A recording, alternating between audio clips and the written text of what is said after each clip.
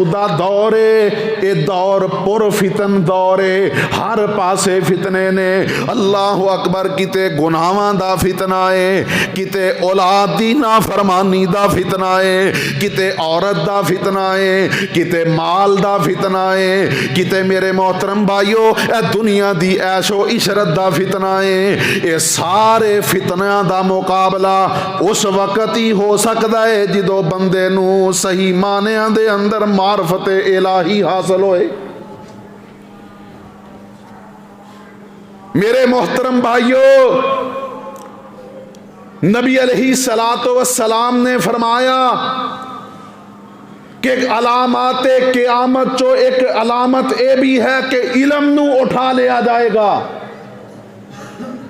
सहाबा ने पूछा, अल्लाह दे नबी इल्म किस तरह उठा लिया जाएगा? क्या लोगों के सीनिया चो इल्म खींच लिया जाएगा, निकाल लिया जाएगा? तो नबी अलैहिस्सलातु वस्सलाम ने फरमाया कि अल्लाह इल्म नू उठा लैणगे बि कब्ज़िल उलमा, उलमा नू कब्ज़ करके। जो साहिब इल्म होंगे वो एक एक करके फौत हो जाएंगे और उन्हां दी जगह ते जाहिल लोग जो ने वो मिंबरो मेहराब दे लोगों दे सरदार और वारिस बन जाएंगे। अल्लाह अकबर। नबी अलैहिस्सलाम ने फरमाया वो लोग उन्हां दे कोलों मसला पुछणगे, फतवा लैणगे ते ओ फतवा इल्म ना होने दे बावजूद भी लोगों नू फतवा दे देंगे। कहणगे पता ते नहीं पर दसना जरूर है।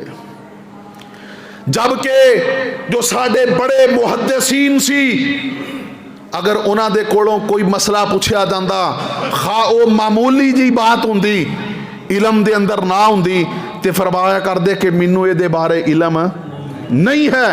बड़े बड़े मुहद्दिसीन जिन्हां ने सियासत दी किताबां लिखियां ने, लोग दूर दराज का सफर करके आउंदे, कोई मामूली जी बात पूछ दे तो फरमांदे मैनू इहदे बारे इल्म नहीं।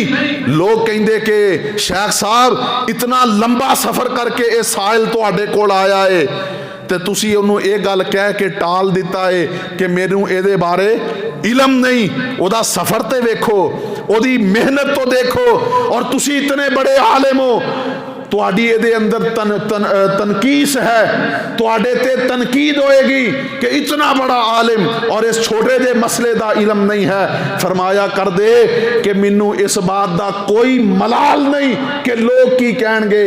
मैं ते ये समझना कि जिस बात दा मैनू इल्म नहीं, मैं वो मसला दस के लोगों नू गुमराह नहीं कर सकता।